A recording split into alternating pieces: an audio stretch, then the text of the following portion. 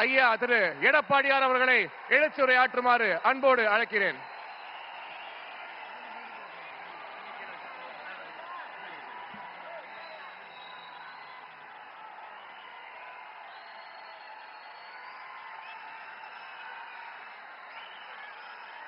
பொன்மனச்சம்மல் புரட்சி தலைவர் எம்ஜிஆர், இதயம் புரட்சி தலைவி அம்மாவை வணங்கி இந்திய திருநாடே மதுராங்கத்தை நோக்கி பார்த்து கொண்டிருக்கிறது. பாரத பிரதமர் அவர்கள் என்ன பேச போகிறார் என்று நாடே எதிர்பார்த்துக் கொண்டிருக்கின்றது. பாரத பிரதமர் அவர்கள் இந்த மண்ணிலே கால் வைத்தவுடனே இயற்கையே சூரியனை மறைத்து விட்டது.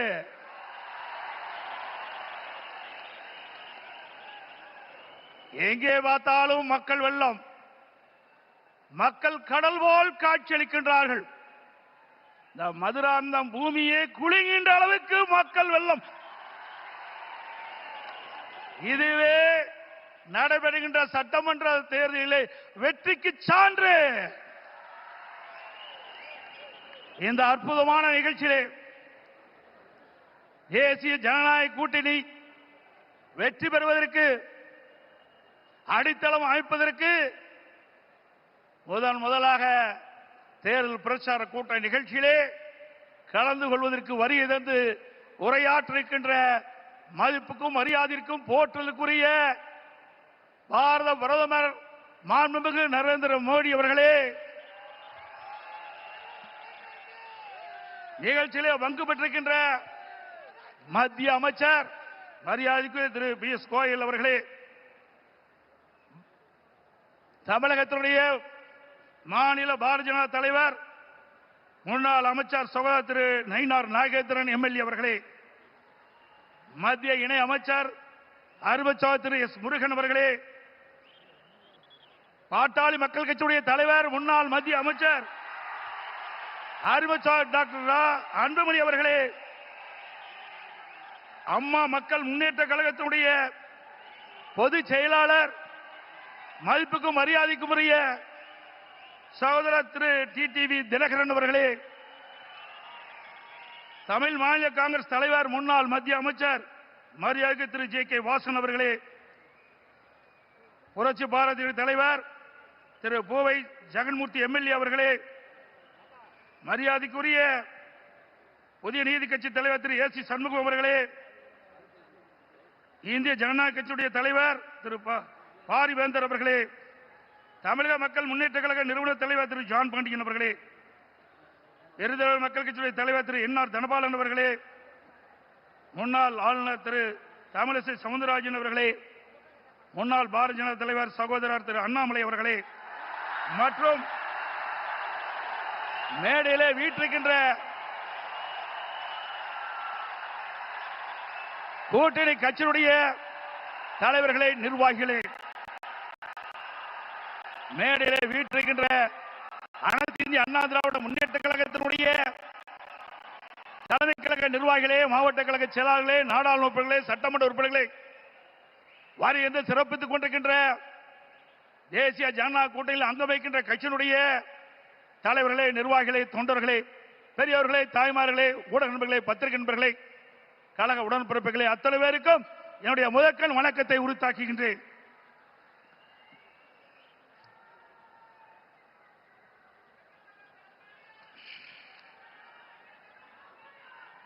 நாளம் கருதினும் கைகூடும், காலம் கருதி இடத்தார் செய்யின்.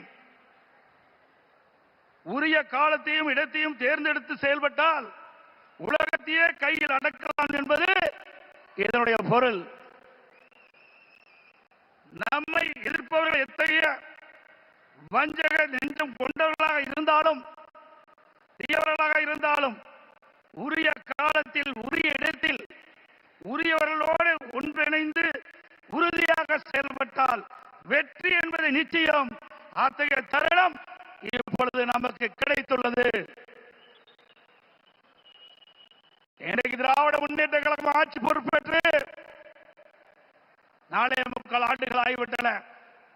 4.25 ஆண்டு காலத்திலே மக்களுக்கு இந்த ஆட்சி கொடுத்தது வேதனை, துன்பம்.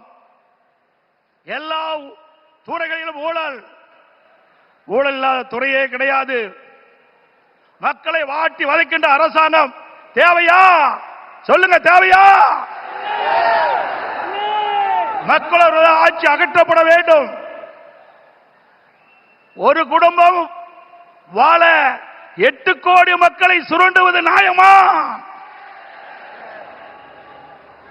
இன்றைக்கு தமிழகத்தை திரு கருணாநிதியுடைய குடும்பம் ஆட்சியிலே அமர்ந்து கொள்ளையடித்துக் கொண்டிருக்கின்றது. திரு கருணாநிதி அவர்கள் முதலமைச்சராக இருந்தார். அதுக்கு பிறகு ஸ்டாலின் முதலமைச்சராக இருக்கிறார். ஆட்சி பொறுப்பேற்று 4.25 ஆண்டு காலத்திலே அவர் செய்த சாதனை ஒன்றே ஒன்று, ஊழல், ஊழல், ஊழல். இன்றைக்கு திரு ஸ்டாலினுடைய குடும்பம் உலக அளவிலே மிகப்பெரிய பணக்கார குடும்பமாக திகழ்ந்து கொண்டிருக்கிறது. திரு ஸ்டாலினுக்கு பிறகு உதயநிதி ஸ்டாலின் வர வேண்டும் என்று எண்ணுகின்றார். திராவிட முன்னேற்ற கழகத்தில் எத்தனையோ பேர் உழைத்தவர்கள் இருக்கின்றார்கள். அவர்கள் எல்லாம் வீதியிலே பார்க்கப்படுகிறோம். ஆனால் திரு கருணாநிதி குடும்பத்திலே பிறந்தவர்களுக்குத்தான் அந்த கட்சியிலும் இடம், அதிகாரத்தில் இடம். அந்த அடிப்படையிலே தான் எந்த ஒரு தகுதியும் இல்லாத திரு உதயநிதி அவர்களுக்கு முதலிலே சட்டமன்ற உறுப்பினர் ஆக்கினார், பிறகு அமைச்சராக்கினார், இப்பொழுது துணை முதலமைச்சராக்கி இருக்கின்றார். அடுத்தது எந்த காலத்துக்கும் எந்த பதவிக்கும் திரு கருணாநிதி குடும்பம் வர முடியாது. வர முடியுமா? இந்த தேர்தல் தான் திமுகவுக்கு இறுதி தேர்தல். தீய சக்தி திமுகவை வீழ்த்துவோம். பொன்மனச்சம்பல் புரட்சித் தலைவர் எம்ஜிஆர், இதயம் புரட்சித் தலைவர் அம்மா இருவரும் தலைவர்கள் கண்ட கனவை நிறைவேற்றுவோம். நம்முடைய தேசிய ஜனநாயக கூட்டணியுடைய சக்தியால் பாரத பிரதமர் நமக்கு துணை நிற்கின்றார். இன்றைக்கு நம்முடைய இயக்கம் வலிமையான இயக்கம். நம்முடைய கூட்டணி வெற்றி கூட்டணி, வலிமையான கூட்டணி. தேர்தல் என்ற போரில் நம்முடைய கூட்டணி கட்சி தலைவர்கள், நிர்வாகிகள், தொண்டர்கள் இரவு பகல் பாராமல் தேனீக்களை போல, எறும்பை போல சுறுசுறுப்பாக செயல்பட்டு தேர்தல் போரிலே எதிரிகளை ஓட ஓட விரட்டி வெற்றி கொடி நாட்டுவோம். செய்வீர்களா? இந்த தேர்தலை பொறுத்த வரைக்கும் குடும்ப வாரிசுக்கு முற்றுப்புள்ளி வைக்கின்ற தேர்தல், குடும்ப ஆட்சிக்கு முடிவு கட்டுகின்ற தேர்தல், ஊழல் நிறைந்த ஆட்சிக்கு முடிவு கட்டுகின்ற தேர்தல். இந்த தேர்தல் நம்முடைய வெற்றிக்கு மக்கள் துணை நிற்கின்றார்கள். நம்முடைய கூட்டணி கட்சி தலைவர்கள் இன்றைக்கு எழுச்சியோடு இங்கே உரையாற்றிருக்கின்றார்கள். எனக்கு பின்னாலே பாரத பிரதமர் அவர்கள் உரையாற்றிருக்கின்றார்கள். ஆக நம்முடைய கூட்டணி இந்த தேர்தலிலே 210 இடங்களிலே வெல்லும், பெரும்பான்மையான இடங்களே வெல்லும். அண்ணா திமுக ஆட்சி அமைக்கும். அதோடு திரு ஸ்டாலின் சொல்லுகிறார், இன்றைக்கு மத்தியிலே தமிழகத்துக்கு எந்த திட்டமும் கிடைக்கவில்லை என்ற ஒரு தவறான தகவலை சொல்லிக் கொண்டிருக்கின்றார். சிந்தித்து பார்க்க வேண்டும். அனைத்து இந்திய அண்ணா திராவிட முன்னேற்ற கழக ஆட்சியிலே தான் மத்தியிலே பல திட்டங்களை நாம் பெற்றோம். நாம் கேட்ட நிதியை கொடுத்தார்கள், கேட்ட திட்டத்தை கொடுத்தார்கள். தமிழகம் முழுவதும் இருக்கின்ற பல்வேறு ரயில்வே கடவுகளிலே உயர்மட்ட பாலம் வேண்டும் கேட்டோம். அதிகமான பாலத்தை கொடுத்தது மத்திய அரசு. அதே போல தேசிய நெடுஞ்சாலைகள், தமிழகத்தில் இருக்கின்ற போக்குவரத்து நெரிசலை குறைப்பதற்கு பல்வேறு தேசிய நெடுஞ்சாலைகளை வழங்கினார்கள். அது மட்டுமல்ல, சென்னை மாநகரத்தில் அதிகமான போக்குவரத்து நெரிசல் இருக்கின்ற காரணத்தினாலே மெட்ரோ ரயில் திட்டம் கட்டம் 2 அதற்கு அனுமதி கொடுக்கப்பட்டு சுமார் 63,000 கோடி ஒரே திட்டத்திற்கு அனுமதி வழங்கி அந்த திட்டத்தை மத்திய அமைச்சர்களே நேரடியாக வந்து அடிக்கல் நாட்டி சாதனை படைத்தோம். இதெல்லாம் மத்திய அரசாங்கம் கொடுக்கப்பட்ட திட்டம் அல்லவா? அதற்கு மேலாக காவிரி மேட்டூர் அணையிலிருந்து திறக்கப்படுகின்ற நீர் நதி, காவிரி நதியின் வழியாக கடலிலே போய் கலக்கின்றது. அப்படி அந்த நதி நீர் மாசுபடாமல் இருப்பதற்காக பாரத பிரதமர் அவர்களை நான் சந்தித்து, முதலமைச்சர் இருக்கின்ற பொழுது அவரை சந்தித்து இந்த கோரிக்கை வைத்தேன். நடந்தாய் வாழி காவிரி திட்டம் சுமார் 14,000 கோடி இந்த திட்டத்திற்கு நிதி தேவை. கொடுத்த உடனே அவர் பார்த்தார், அற்புதமான திட்டம், இந்த திட்டத்தை நிச்சயமாக நிறைவேற்றி தருவேன் என்று சொல்லி மேதக குடியரசுத் தலைவர் உரையிலே இடம்பெற செய்து கடந்த 2024ஆம் ஆண்டு அதற்கு அனுமதி கொடுக்கப்பட்டது. ஆனால் இந்த அரசு முடக்கி வைத்திருக்கின்றது. உண்மையிலேயே இந்த அரசு மக்கள் மீது அக்கறை இருந்தால் மத்திய அரசு அனுமதி கொடுக்கப்பட்ட திட்டத்தை நிறைவேற்ற மனமில்லை. சிந்தித்து பாருங்கள், 14,000 கோடி, 1000 2000 இல்ல 14,000 கோடி நம்முடைய தமிழ்நாடு நலன் பெறுவதற்காக மத்திய அரசு அனுமதித்தது. பாரத பிரதமர் அவர்கள் மனமுகந்து கொடுத்த அந்த திட்டம், அந்த திட்டத்தின் மூலமாக காவிரி நதியிலே கரை ஓரமாக இருக்கின்ற கழிவு நீர்கள் அந்த நதியிலே கலக்கின்ற பொழுது நீர் மாசுபடுகிறது. அந்த நீர் மாசுபடாமல் இருப்பதற்கு அதை சுத்தகரித்து நதியிலே விடுகின்ற திட்டம் தான் இந்த திட்டம். மேட்டூர் அணையிலிருந்து வெளியேறிய நீர், பவானி சாகர் அணையிலிருந்து வெளியேறுகின்ற நீர், நொய்யிலிருந்து வெளியேறுகின்ற நீர், அமராவதி அணையிலிருந்து வெளியேறுகின்ற நீர், இந்த நீரெல்லாம் சுத்தப்படுத்தி அங்கே நதியிலே விடுகின்ற பொழுது, காவிரி நதியிலே வந்து கலக்கின்ற பொழுது சுத்தமான நீராக இருக்கும். தமிழ்நாட்டை பொறுத்த வரைக்கும் காவிரி நதி தான் ஜீவநதி. அந்த நதியை நம்பித்தான் 20 மாவட்ட மக்கள் குடிநீர் ஆதாரமாக விலகிக் கொண்டிருக்கிறது. டெல்டா பாசன விவசாயிகளுக்கு ஒரு நல்ல நீர் பயிர்களுக்கு பாய்ச்சுகின்ற பொழுது எந்த நோயும் தாக்கப்படாது. அப்படிப்பட்ட அற்புதமான திட்டத்தை நமக்கு வழங்கினார். அரசியல் காழ்ப்புணர்ச்சியின் காரணமாக அந்த திட்டத்தை நிறுத்தி வைத்திருக்கின்றார்கள். மீண்டும் உங்கள் ஆதரவோடு தேசிய ஜனநாயக கூட்டணி அதிக இடங்களே வெற்றி பெற்று நம்முடைய கூட்டணி அண்ணா திமுக ஆட்சி அமைக்கின்ற பொழுது பாரத பிரதமருடைய ஆசியால் இந்த திட்டம் நிறைவேறும்.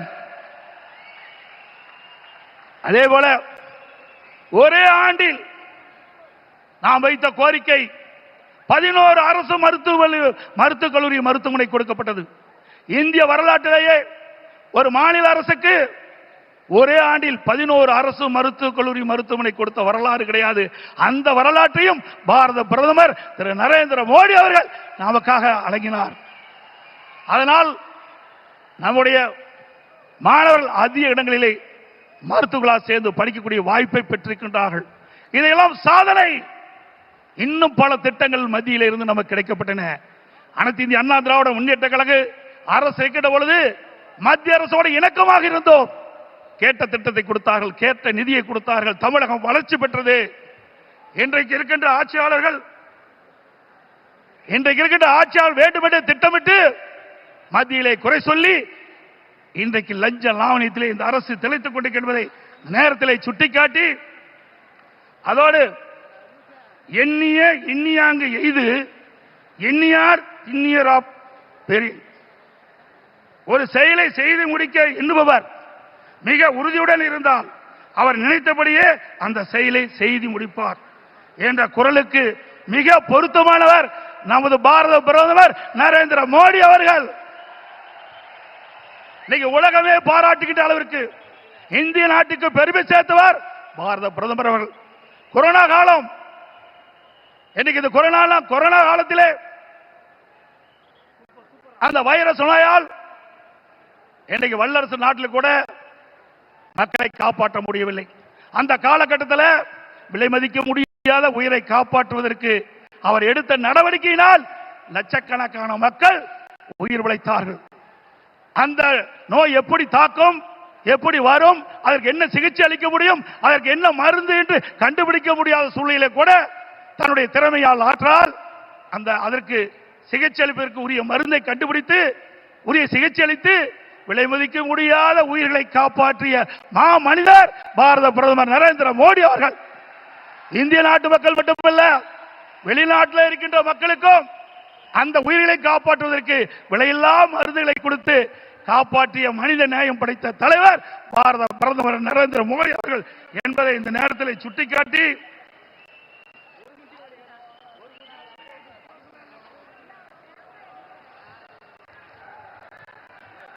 உறவுக்கு கை கொடுப்போம், உரிமைக்கு குரல் கொடுப்போம் என்ற அண்ணாவின் கொள்கையை உறக்க கூறி பொன்மனச்செம்மல் புரட்சி தலைவர் மற்றும் இதயம் புரட்சி தலைவர் அம்மா வகுத்து தந்த அமைதி, வளம், வளர்ச்சி என்பதை நாங்கள் தாரக மந்திரமாக என்று கூறி எங்கள் பயணத்தில் உறுதியாக எங்களுக்கு ஆதரவு கரம் நீட்டிய பாரத பிரதமர் அவர்களுக்கும் தேசிய ஜனநாயக கூட்டணி கட்சி தலைவர்களுக்கும் தொண்டர்களுக்கும் மீண்டும் ஒருமுறை நன்றி தெரிவித்துக் கொள்கின்றேன். மக்களை காப்போம், தமிழகத்தை மீட்போம். By by Stalin. நன்றி, வணக்கம்.